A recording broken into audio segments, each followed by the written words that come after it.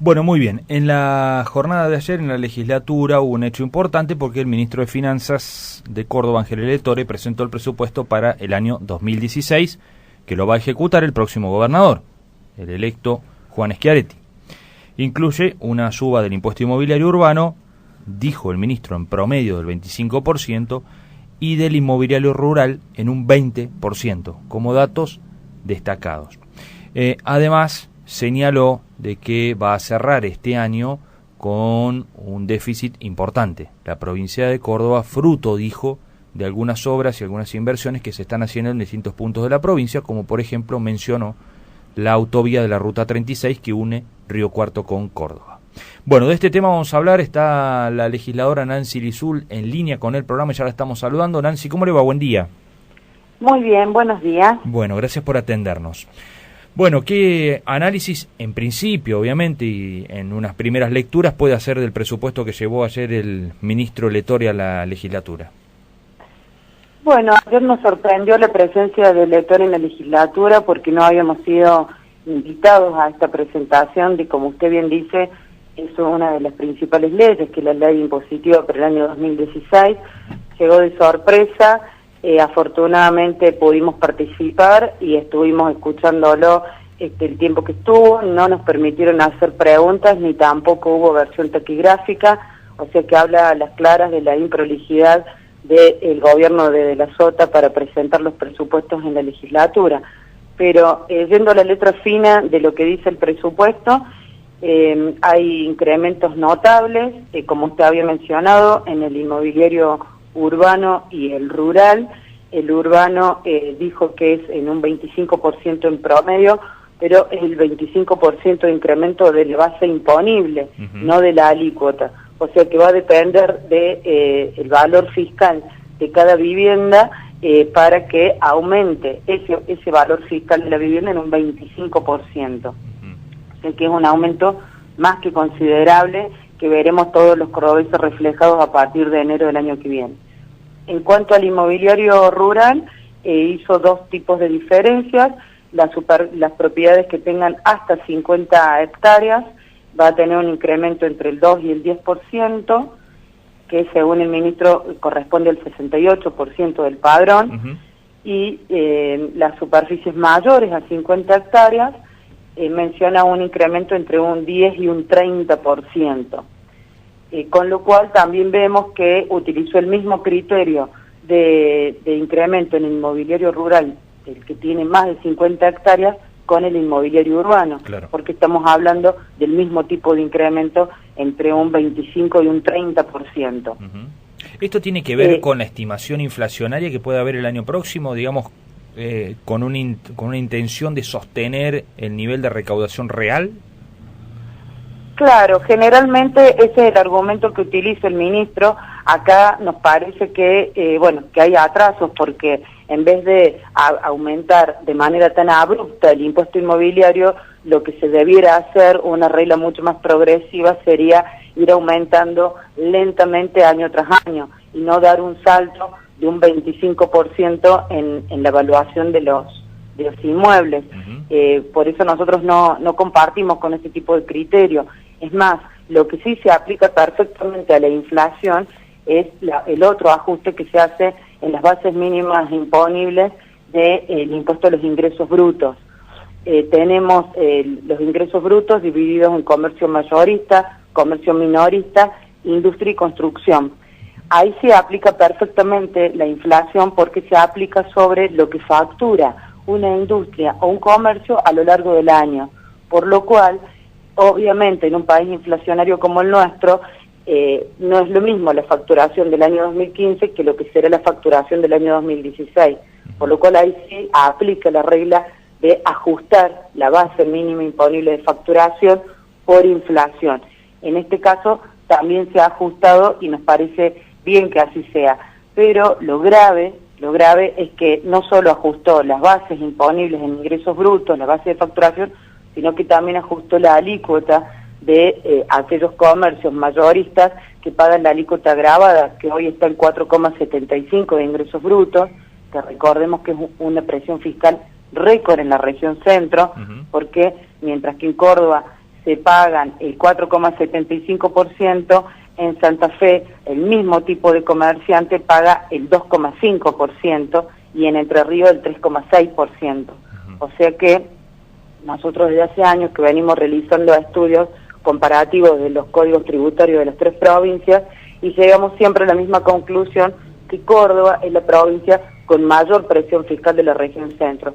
Como si esto fuese poco, ayer nos enteramos que el 4,75 no va a ser más 4,75 el año que viene, sino que va a pasar a ser una alícuota de un 6%. O sea, a los que más pagan ingresos brutos, a la alícuota gravada, esa es la mala noticia, que se viene un incremento de casi un 1%.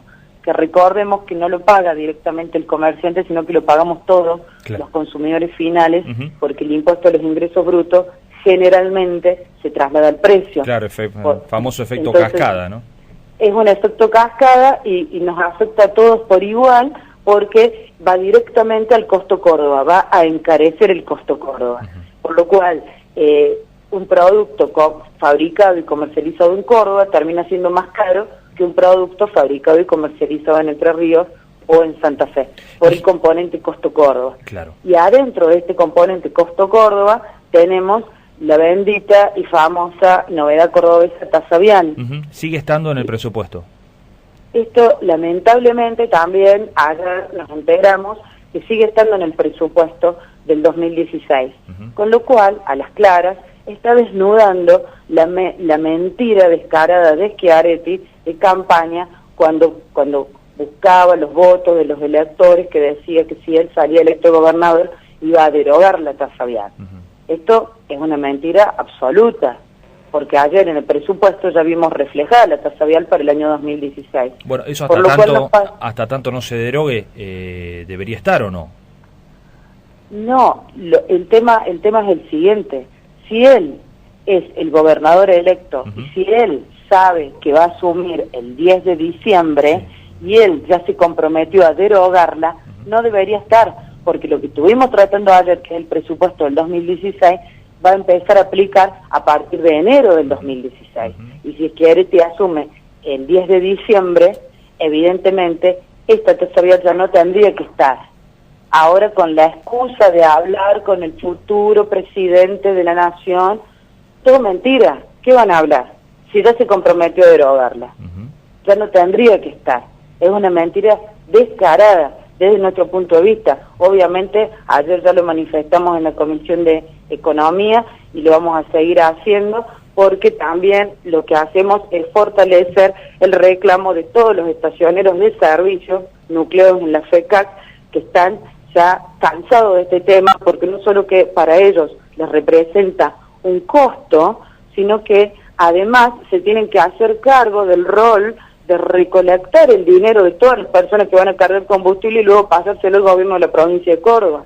O sea que a ellos se les sumó una tarea administrativa más en las estaciones de servicio a cambio de 0 pesos. Entonces, es un problema real, es una desventaja competitiva para todo el sector productivo, porque Córdoba particularmente es una provincia mediterránea, porque acá a Córdoba tienen que llegar los camiones, tienen que llegar las camionetas, tienen que llegar todo el transporte de todo el país, y evidentemente está muy perjudicado por la tasa vial, que también repercute en la cadena productiva, porque los costos de logística son muy importantes. Y obviamente repercuten al ciudadano que va a trabajar todos los días, que tiene que cargar combustible en su vehículo. O sea que es algo que es totalmente injusto, desproporcionado, y es una mentira descarada de Schiaretti. La última consulta, ¿tiene previsto una recomposición salarial para el año próximo, el presupuesto para los empleos públicos, y de cuánto es? Sí, eso lo mencionó así muy rápidamente el ministro, porque la verdad que en vez de hacer una presentación correcta con PowerPoint, como hemos visto en otros años, ayer fue todo muy apurado y lo dijo así de manera verbal, no quedó ningún soporte escrito todavía, recién hoy vamos a recibir el soporte, pero dijo que iba a ser alrededor de 20-25% el ajuste salarial para el año próximo. Está bien. Bueno, legisladora Nancy Lizul, gracias como siempre por estos minutos. Muchísimas gracias a ustedes por el llamado, muy amable. Adiós. En Café Digital, los protagonistas tienen la palabra. Bueno, allí pasaba la legisladora provincial Nancy Lizul, integrante de la Comisión de Economía de la Unicameral, integrante del bloque del Frente Cívico, anunciando en los últimos tiempos su pase, obviamente, al Frente para la Victoria. ¿Se acuerdan ustedes? Una de las legisladoras que decidió dar un paso al costado en aquel momento en que hubo una serie de diferencias con el líder de ese espacio, con Luis Juez, especialmente a partir del apoyo de Luis Juez a la candidatura de Mauricio Macri. Hubo legisladores, recuerdan ustedes, como Santiago Clavijo, la propia Nancy Lizul, Liliana Montero, que dejaron y anunciaron el apartamiento de ese espacio a partir del próximo 10 de diciembre. Mientras tanto, forman parte del bloque del Frente Cívico, pero ya trabajando en otro espacio político. De hecho, la legisladora Nancy Lizul, con quien acabamos de hablar, estuvo en la última visita de Daniel Scioli a la provincia en el Orfeo el miércoles de la semana pasada. Bueno, hablando obviamente, Lizul, de la presentación que hizo en la jornada de ayer el ministro Letore ante los legisladores, esta presentación del presupuesto del año próximo, que, bien detallaba la legisladora, prevé subas del 25% en el inmobiliario urbano, del 20% en el inmobiliario rural, entre otras cuestiones, como por ejemplo también una tasa de inflación del 14,5% en línea con lo que de alguna manera proyecta el presupuesto nacional, ¿no? Las críticas obviamente de Nancy Lizul con respecto a algunos números y especialmente a la existencia de la tasa vial para el próximo ejercicio de la provincia, para el año próximo, más allá de las promesas de derogación. Ahora, para que no existiera la tasa vial, habría que derogarla. Es un trámite aún no resuelto y esa derogación va a tener que estar atada con un acuerdo entre la nación y la provincia, un acuerdo de recursos. Schiaretti lo que prometió en su campaña fue derogar la tasa vial, también derogar la ley 10.078, que demora 6 meses el pago de los aumentos a los jubilados, pero ató estas dos promesas a un acuerdo previo con el próximo presidente de la nación, que aún no tenemos claro quién va a ser. Por lo tanto, son negociaciones todavía ni siquiera iniciadas, o a lo mejor sí, de manera informal, pero después, una vez que asuma Schiaretti como gobernador y el próximo presidente el 10 de diciembre, seguramente se le irá a dar, y ojalá que así sea, para una nueva relación entre Córdoba y la nación después de tantos años de desencuentro que tanto perjuicio nos generó.